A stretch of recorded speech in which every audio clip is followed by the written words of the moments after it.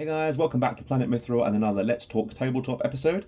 And today we are talking about one of the most vicious, brutal Uruk Hai generals that you could possibly imagine, who's only around for about 10 minutes. This particular Uruk Hai is under no illusions as to what army and general he serves. Saruman! I am of course talking about the Uruk Hai Captain, Lurtz.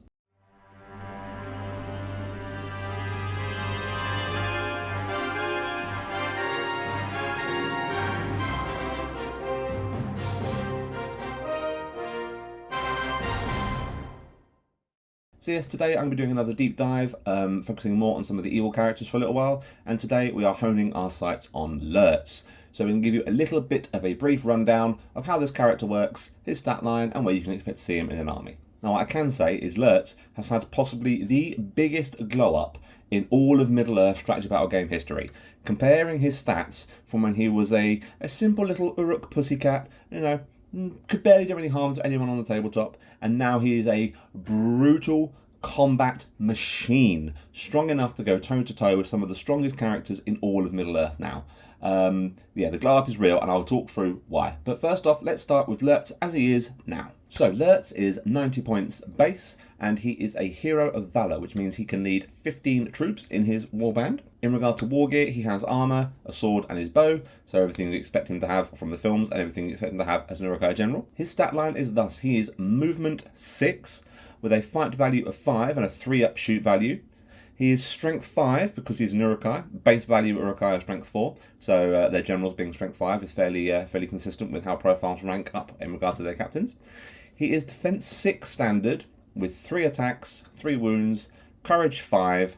He has access to 3 might, 1 will, and 1 fate point. In regard to heroic actions, he has got a plethora of heroic actions available to him. He has heroic march, so he can get himself across the board with his cohort of 15 Uruks nice and quick. Heroic strike and heroic challenge, so he can go toe-to-toe with those big hitty heroes like Aragorns and Boromirs and the like. And he also has heroic strength, which when combined with the heroic strike means he can go toe-to-toe with those bigger beasties in Middle-earth, your Balrogs, your cave drakes, your dragons, and with heroic strength as well, there's a good chance he's putting a few wounds through, especially with a base value of strength 5, which is insane for a hero to have. In regard to additional war gear, he only has one option available to him. He can have his shield, which, with this iteration of the profile, actually ups his defense to 7. And in regard to special rules, he has the special rule. Now, this is super strong, I think. Situationally strong, but super strong. In scenarios where you have to roll for where your warbands turn up, reconnoiter, random table edges, and reinforcements and the like, Lurtz doesn't have to roll. He can just pick wherever he wants to come on. That is so strong. That is stronger than Madril's ambush special rule, where he can modify the dice roll and influence where he comes on. Lurtz can just pick where he turns up. And that is ridiculously strong. To be able to guarantee where Lurtz and 15 Uruk Hai scouts, or 15 crossbows, or even if you've packed it with 15 berserkers, which admittedly is a bit much, but you've got to think, if that's Lurtz and 15 warriors of varying descriptions turning up guaranteed wherever you want on the tabletop, you could really leverage that to get an advantage in a game where you're looking at random deployment, particularly if you wait for someone's squishier warband or a warband that's key to how an army works to turn up, and you bring Lurtz on behind. And also think about this: if you combine that with Saruman's special rule of I'm going to take the priority once per game, so not only can you guarantee you go first, you can guarantee that Lurtz turns up where you want him to, and you can guarantee you're going to be putting her out turn 1, and that's going to probably destroy a warband that you wouldn't otherwise be able to get to in those instances. But yeah, that's a super potent combination, a super potent rule which can really put an opponent on the back foot from turn 1. Now, I can't mention this glow up without talking about how our poor little Lurtz was back in the days, the yonder days of the Fallen Realms sourcebook, the 5 sourcebooks, back before heroic tiers, back before heroic actions. Our little Lurtz started off from a humble background of only being 60 points, so he was no better in regard to points than a captain. He was still fight 5, but he only had a shoot value of 4+. So between his old profile and his new profile, he's got better at shooting. He let loose 3 arrows at one hand and all 3 hit Boromir. So, you've got to give the guy a decent shoot value.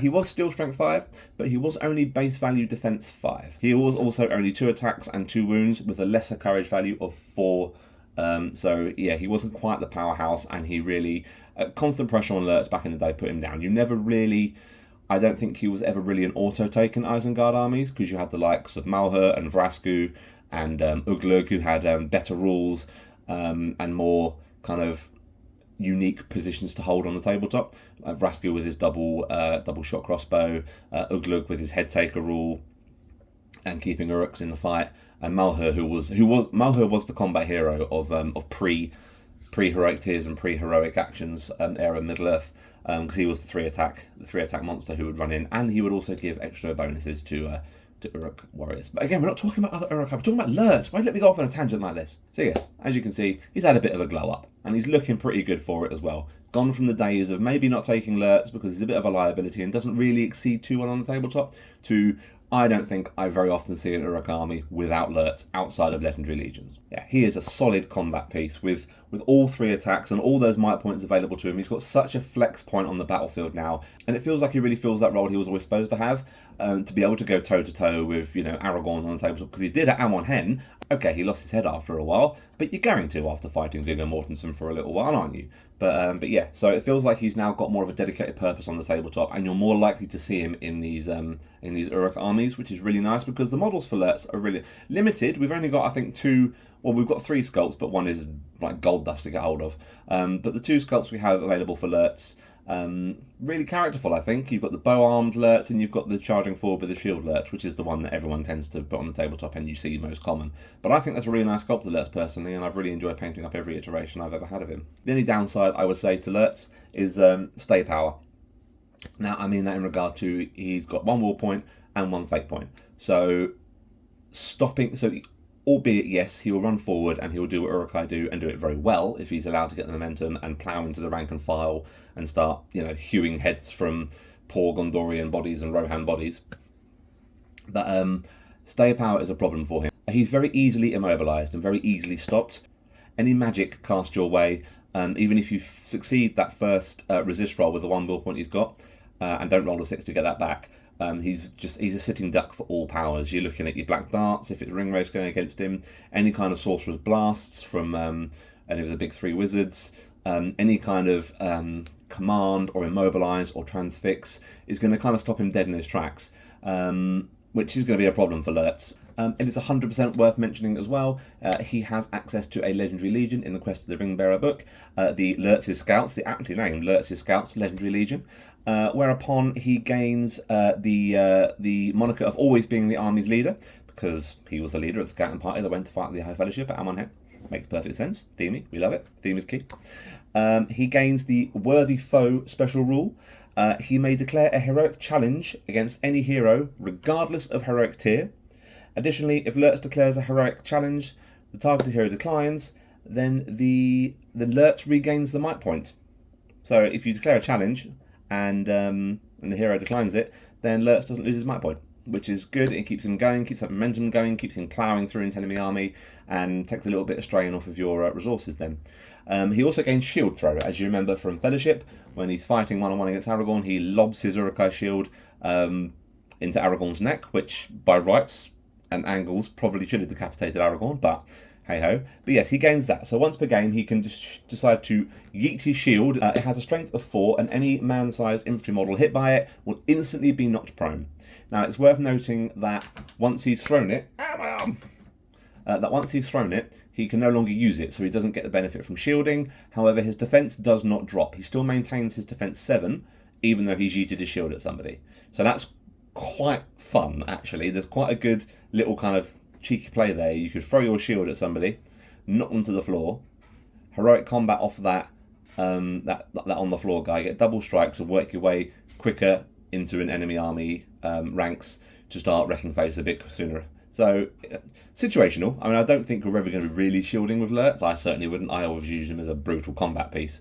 But yeah, so the key thing there is you don't lose the defense bonus, even though you haven't got a shield, which is pretty immense. So where do you expect to see Lurtz? You expect to see Lurtz at the head of an Uruk Hai army, at the head of a scout force or legion of the White Hand, leading the charge into the ranks of the enemy troops. The only downside, I would say, is that now with this boon, with this long-awaited boon to his stats, you probably aren't going to see him fulfilling the archer role, which he's obviously known for doing, which is a bit of a shame. You know, he's got his bow as standard, but when are you ever going to want to trump taking Lurtz with 1 shot at fight value 3 or 3 attacks at fight value 5 in combat? You know, getting in there is the problem, but I think with Heroic March and Drummer and the other boons available to Isengard forces in that ilk, getting him into the thick of things shouldn't be too much of a problem. I think you're going to not see him as an archer now, particularly with Rasku as well. You stick Rasku with your archers, and Lurtz can run in. And that's the only downside now, because obviously we all remember the climactic scene from Fellowship, but it does mean now Lurtz gets to run in and kill Boromir in combat rather than doing it at range with a bow. And killing Boromir in combat face to face is always preferable, right? Well, there we go. That's my brief little deep dive into the Uruk Hai General Lurtz. I hope you guys have enjoyed and found this useful. Please like, subscribe, let me know your thoughts and comments. And don't forget to hit that bell for notification of when videos go live. I'll be back on Sunday with another Star Wars Shatterpoint painting tutorial. But until then, guys, take care and happy hobbying. Bye, guys.